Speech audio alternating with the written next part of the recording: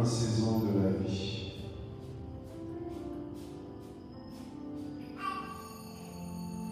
Les différentes saisons de la vie.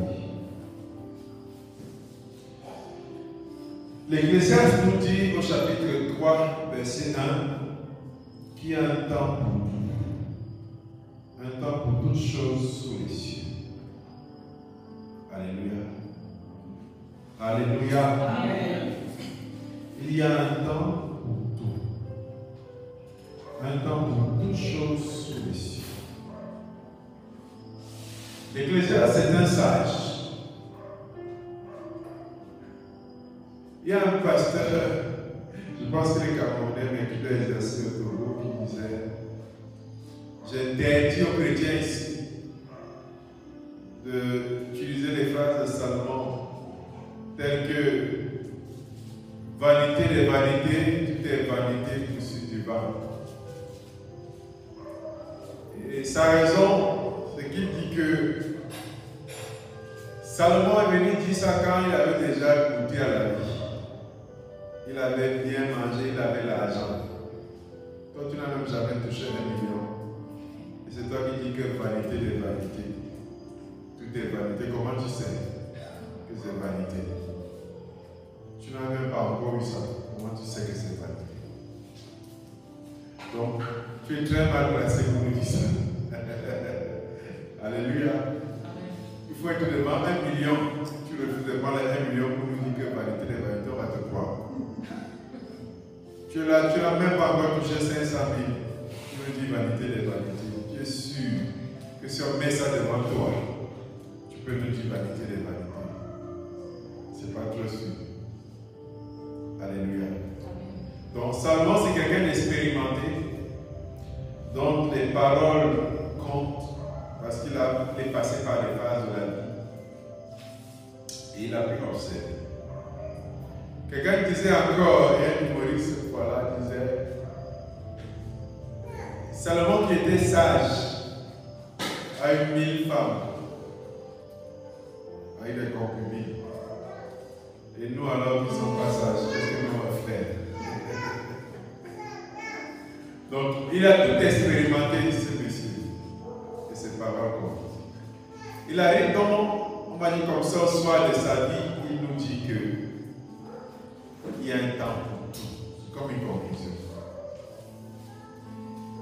Ça, c'est une parole de sagesse.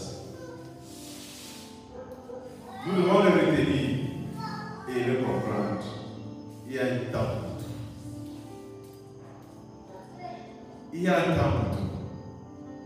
La vie n'est pas faite d'un seul temps. Il y a un temps où vous serez dans l'abondance. Il y a un temps où vous serez dans la disette. Il y a un temps pour tout. La vie, derrière ce message, il veut nous dire que la vie fonctionne avec des saisons, avec des cycles. Si tu es dans le cycle de prospérité, tu dois aussi comprendre que ça ne va pas toujours être éternel. Le cycle de prospérité ne sera pas éternel. C'est pour ça que nous vous invitons les cacaoculteurs à comprendre que la vie ne sera pas toujours rose. Il faut qu'ils restent humbles et sages. Parce qu'il y a un temps. Amen. J'ai l'habitude de dire que la sagesse est ce qui va nous aider à toujours vivre les bons temps. Ce n'est pas que les saisons qui nous font vivre bien. C'est la sagesse. Je causais avec notre DG et il donnait un conseil. Et c'est un conseil bon, c'est pas nouveau pour moi parce que je pense que je l'ai compris très tôt. Il ne faut jamais vivre avec ses moyens, au niveau de ses moyens. Il faut toujours investir. Si on t'ajoute 5 francs et que le lendemain tu veux vivre avec le niveau des 5 francs qu'on t'a ajouté, le jour qu'on va t'enlever sur les 5 francs, tu fais comment? Tu vas descendre au niveau des 5 francs qu'on a enlevés. Pourtant, si tu avais maintenu ton rythme de vie, tu avais investi les 5 francs de plus. Le jour qu'on t'enlève 5 francs, tu es capable de maintenir le même niveau avec l'investissement que tu avais fait avec les 5 francs supplémentaires. Donc la vie fonctionne avec les saisons. Ne crois pas que si tu es bon aujourd'hui, demain ce sera la même chose, la même chose, la même chose, la même chose, la même chose. Essaye de garantir. Et ça, c'est la sagesse. On a besoin de la sagesse. Donc, retiens-le. Il y a un temps pour tout sous les cieux. Alléluia. Il y a un temps pour tout. Il y a un temps pour toutes choses. C'est-à-dire que chaque chose aura son temps. Il y a un temps où la maladie va venir.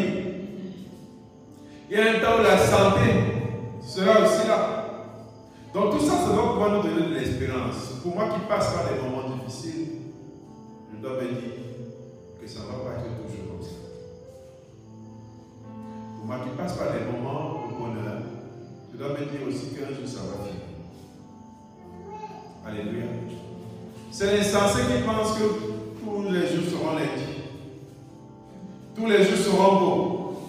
Et aussi pense que tous les jours seront mauvais. Dans un sens comme dans l'autre, tu dois savoir que les temps vont changer. Et la question que tu dois te poser à chaque fois que tu passes par un temps, c'est est-ce que je suis prêt pour la prochaine étape? Alléluia. Est-ce que je suis prêt pour la prochaine étape? C'est-à-dire, je passe des moments difficiles. Ça, c'est vrai. Mais si dans ta tête, tu es toujours en train de te dire que ta vie sera toujours ça, comme ça, tu es en train de te tromper. Alléluia. Elle risque d'être toujours comme ça pour une seule raison. C'est que tu penses qu'elle sera toujours comme ça et tu te prépares par la prochaine étape, qui est l'étape de la visitation, l'étape du bonheur. C'est pour ça que tu vas la rater. Jésus disait à Israël, tu n'as pas su le temps de ta visitation. Il faut toujours te préparer à la prochaine étape. Et ça, c'est vrai dans tous les points de la vie. Si vous voulez accéder à une promotion dans une entreprise, le poste que vous voulez accéder, auquel vous voulez accéder, vous devez vous préparer psychologiquement. Vous devez vous préparer intellectuellement. Vous devez vous préparer en termes de capacité à pouvoir avoir ce poste. De telle manière que si on vous le donne, vous assurez. Si vous n'êtes donc pas préparé à ça, le jour que ça vient, vous êtes plutôt dépaysé. Vous êtes plutôt largué. Dans ma vie, ma prochaine étape, c'est laquelle? Jeune célibataire, ta prochaine étape, c'est laquelle? Si c'est le mariage, c'est maintenant que tu te prépares à ça. Pour le réussir, c'est maintenant. C'est de se dire, comme disent les anglophones, c'est de faire son assessment, de faire son gap analysis, c'est de se regarder, de se dire, par rapport à ce que je veux, qu'est-ce qui me manque? Par rapport à ce que je veux être, qu'est-ce qui me manque? Qu'est-ce que je n'ai pas encore par rapport à ce que je veux? Je prends l'exemple peut-être encore de l'emploi. Je vais être telle chose demain. Qu'est-ce qu'on demande à celui qui est là-bas, qui doit avoir cette fonction? Qu'est-ce qu'il doit avoir comme compétence? Qu'est-ce qu'il doit avoir comme qualité? Qu'est-ce qu'il doit avoir comme intelligence? Moi qui vais avoir telle chose dans la vie, qu'est-ce que je veux avoir? Je veux conduire la voiture. Est-ce que c'est le jour que j'ai la voiture que je m'avais fait le permis? Si tu réfléchis comment tu seras en retard. Amen. Tu seras en retard. Si tu veux conduire la voiture, tu commences à faire le permis maintenant. Alléluia. La preuve, c'est quoi? Si je prends le cas du permis, souvent, à l'époque, c'était un diplôme banal. Aujourd'hui, c'est plus cher pour l'avoir. Encore plus cher. Donc, quelqu'un qui avait eu le permis et qui l'a passé, et peut-être qu'il ne sait plus, qu'il a peut-être manqué d'entraînement, le fait qu'il se recycle, c'est plus moins cher que d'aller faire un permis maintenant. Alléluia. Donc, c'est un exemple pour montrer que il faut toujours que j'anticipe la prochaine étape. Si je suis dans une condition moindre d'aujourd'hui et que je pense que ma prochaine saison doit être telle saison, je dois me préparer à cette saison-là. Alléluia. Je dois me préparer à cette saison. Nous, les Noirs, nous avons peut-être la chance, pour ceux qui sont en Afrique, d'avoir deux saisons. D'avoir la saison sèche et la saison de pluie. Sur d'autres cieux, c'est 4 saisons l'année, avec deux principales saisons qu'on va appeler l'hiver et l'été. C'est deux saisons un peu particulières. Et puis tu as le temps et voilà, le printemps. Mais ceux qui vivent dans cette condition-là, la particularité chez eux, c'est qu'ils ont des tenues correspondant aux saisons. Il n'y a qu'en Afrique que tu vois quelqu'un porter un par-dessus en cuir de saison sèche, noire. Ou bien de porter des bottes qui arrivent jusqu'ici, en cuir noir en saison sèche. Bon, notre problème c'est parce qu'on importe les habits de là-bas qu'on appelle Aborezanza. En français, qui va peu. Comment on apporte ça? On porte seulement. Oui. Parce que même ici, tu vas voir quelqu'un en saison sèche qui porte le gros manteau. Vous savez, un genre de par-dessus là. Qu'on porte, c'est long, ça arrive ici là, comme la veste. Un gars porte ça en saison sèche. Il chauffe dedans. Un peu comme les sapeurs congolais. Mais ça, c'est fait pour être porté en hiver chez eux. Donc, chez eux, comme ils ont 4 saisons, les habits vont dépendre des saisons. Les habits vont dépendre des saisons. Et généralement, quand la saison de l'été arrive, ils libèrent tous les habits de l'hiver. Ils vendent ça, ou bien ils mettent ça dans les structures qui paient les habits. Et ils envoient ceci en Afrique. Donc, à chaque saison correspond un habit, un vêtement. Amen. Et c'est ce qu'ils vivent. Et c'est ce que tu dois aussi savoir. C'est qu'à chaque saison doit correspondre un vêtement. Et quand je parle de vêtements, je parle de vêtements physiques, mais je parle aussi de vêtements spirituels. À chaque saison, c'est pour ça qu'il faut avoir l'intelligence de savoir que ma saison a changé, ou bien ma saison va changer. Alors pour que je réussisse la saison qui va changer, il faut que j'ai la bonne attitude. Il faut que j'ai le bon vêtement. Le vêtement spirituel qui va avec. Alléluia. Donc souvent, Dieu, ce qu'il fait, c'est qu'il nous prépare pour la saison à venir.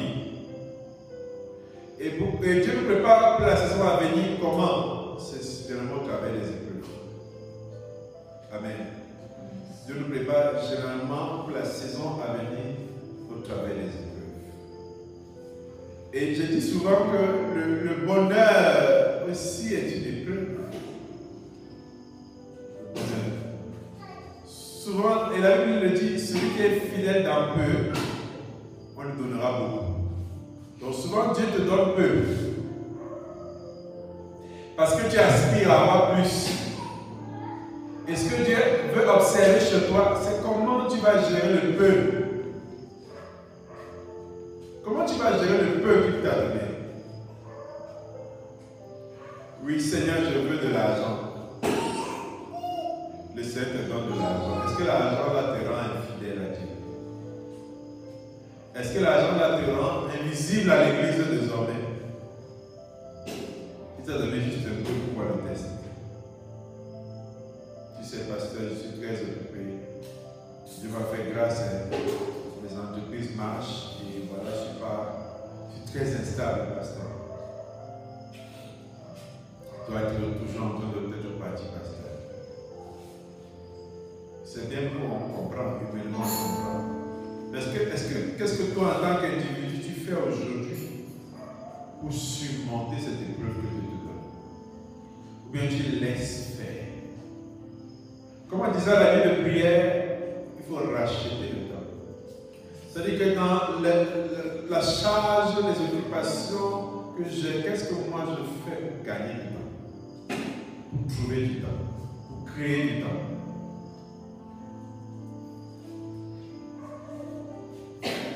Donc souvent le Seigneur nous donne, et c'est là c'est l'épreuve.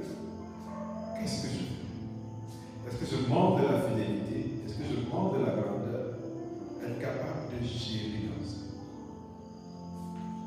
Souvent, on accorde beaucoup d'importance à ce qui nous entoure, à ce qui nous occupe. Mais je dis souvent aussi, si le jour que nous sommes malades, est-ce que ce qui nous occupe là, qu'est-ce que ça devient? Le jour là, tu comprends que tu ne peux pas faire. Alléluia. Tu dois pouvoir acheter le temps. Donc, le Seigneur nous prépare à des saisons au travers des épreuves. Et nous devons comprendre, et c'est pour ça que nous devons demander à Dieu, comme les fils d'Isaac connaissaient les saisons. Amen. Ils connaissaient les saisons. Tu dois demander à Dieu, Seigneur, donne-moi la sagesse pour comprendre dans quelle saison de ma vie je suis. Souvent nos plaintes, nos découragements viennent du fait que nous ne maîtrisons pas aussi les saisons par lesquelles nous passons. Amen. Nous ne maîtrisons pas ces saisons. Donc nous devons maîtriser les saisons parce qu'avec Dieu, nous ne devons pas marcher avec ignorance. Nous devons savoir. Souvent même, il y a un temps d'épreuve que Dieu annonce. Il ne l'annonce pas pour rien, c'est pour que dans le vêtement de la saison d'épreuve, que puissions nous préparer, nous organiser à passer par cette épreuve, à la réussite. Alléluia. À la réussite. C'est important de réussir l'épreuve.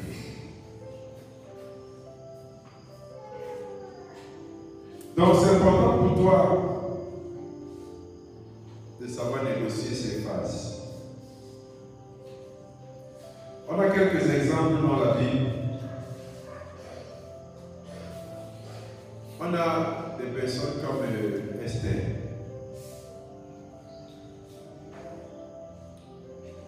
Esther est une fille qui a grandi dans des conditions difficiles, qui a été élevée par son oncle parce qu'elle était orpheline.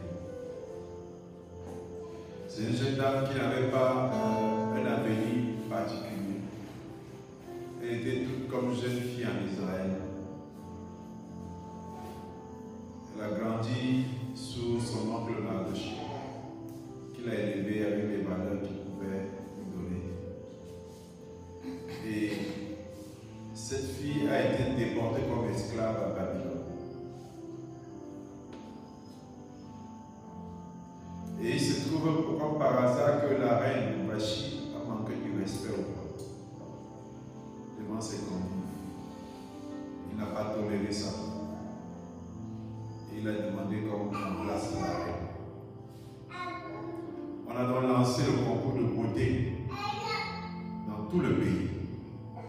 Et dans ce concours de beauté, on a permis aux étrangers de participer.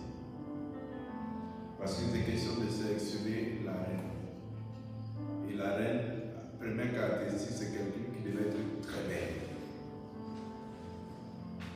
Peut-être la beauté de Vachi avait donné les mauvaises idées. Parce que si les belles filles, malheureusement, souvent de sale comportement. Si tu veux préparer ta fille qui est belle à la royauté, donne-lui des atouts. Elle doit être belle et bien élevée. Alléluia. On va vite l'épouser. Parce que si elle est seulement belle et mal élevée, on aura peur de l'épouser. Parce qu'aucun homme ne veut qu'une femme qui lui fait peur. Une femme qui va contester son autorité.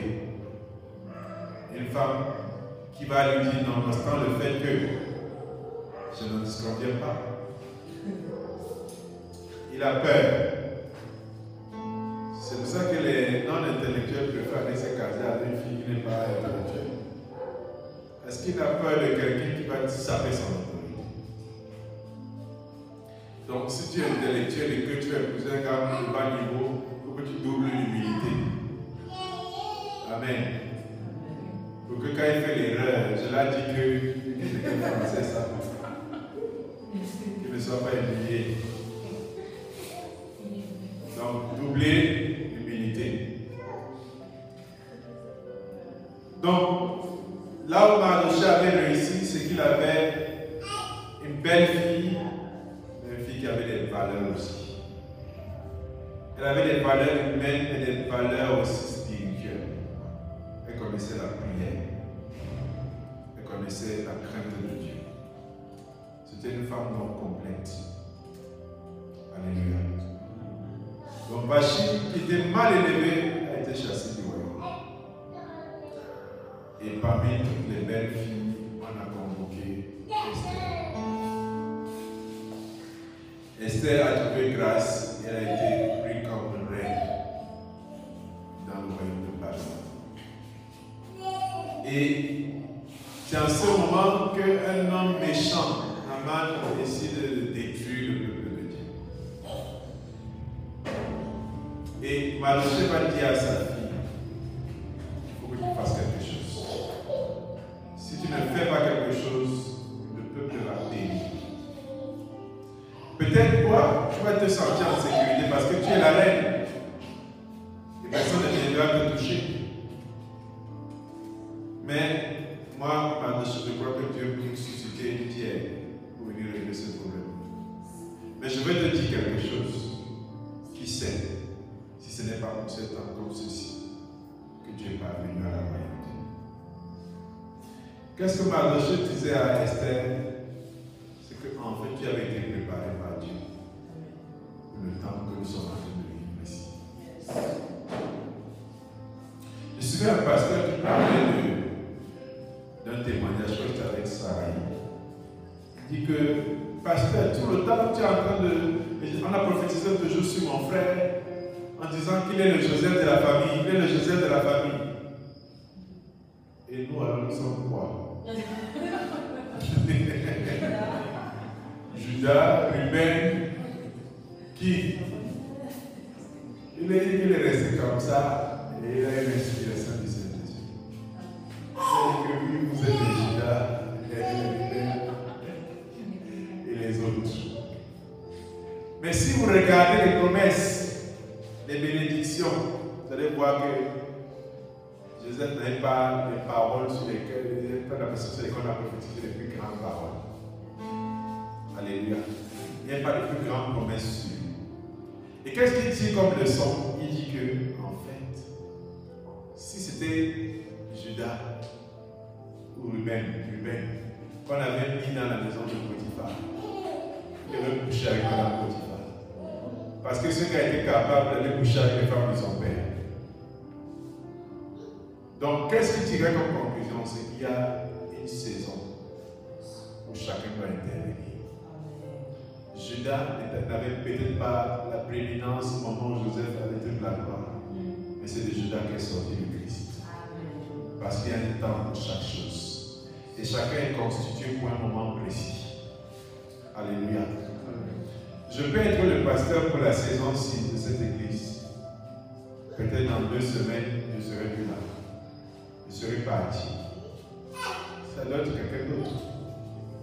Mais si tu n'as pas compris que tu dois te préparer, le moment où ça vient, ça passe. Alléluia. Il y a un temps. Je ne peux pas être l'héros de tous les temps. Et c'est là où beaucoup de personnes sacrées souvent les problèmes dans les églises. Parce que le pasteur pense qu'il sera le héros pour toujours. Et du coup, il ne gère pas les transitions. Alléluia. Cette église, avant que je ne sois le pasteur, il y avait d'autres qui étaient là. Alléluia. Et après, je serai là. Peut-être je partirai, peut-être je reviendrai à une autre époque. Parce que c'est Dieu qui gère tout ça. Amen. Mais comment est-ce que toi tu gères les transitions? Comment tu gères les temps morts? Peut-être tu veux être aussi Joseph, mais Dieu a fait de toi Judas. Il a fait de toi Ruben. Il a fait de toi. Il a fait de toi. Il a fait de toi Israël. Est-ce que ce n'est pas pour ce temps comme ceci? Peut-être ici là, Dieu a voulu que je te donne une partie de ce que tu dois avoir dans ta préparation. C'était ça mon temps, c'était ça mon objectif, c'était ça ma mission. Pour te donner ce que tu as à apprendre, que tu vas compléter avec autre chose pour pouvoir le faire. Est-ce que tu prends les choses comme ça pour te dire, moi aussi, je dois être utile pour le Seigneur. Alléluia. Ceux qui t'ont connu par le passé ont généralement tendance à croire que tu es la même personne. C'est un peu comme si tu rencontrais ton camarade de classe de 6e. Tu te rencontres. Dans sa tête, ce qu'il voit là, c'est le gars de 6e. Il l'avait vu. Dans sa tête, c'est comme ça. C'est souvent ça le problème aussi avec les adultes. C'est que quand il voit son enfant, il croit que c'est l'enfant qu'il a connu là. Ce n'est pas vrai. L'enfant est aujourd'hui parent. Il a les enfants, il est marié. Donc ça peut être l'enfant là. Les choses ont changé. Alléluia. Les choses ont changé. Tu arrives au bureau, tu dis que tu veux le voir. Comme on dit que c'est difficile, la secrétaire dit que vous allez vous asseoir, vous attendez, ça t'énerve. Mais un gars avec qui ont grandi au quartier, il y a un changement. Les choses ont évolué. Alléluia. Il y a un temps pour chaque chose sur le soleil. Comment est-ce que toi, tu prépares cette transition? Comment tu t'organises à réussir ça? Dis-toi que les choses changeront toujours. Ce n'est qu'avec la sagesse qu'on arrive à impacter le temps.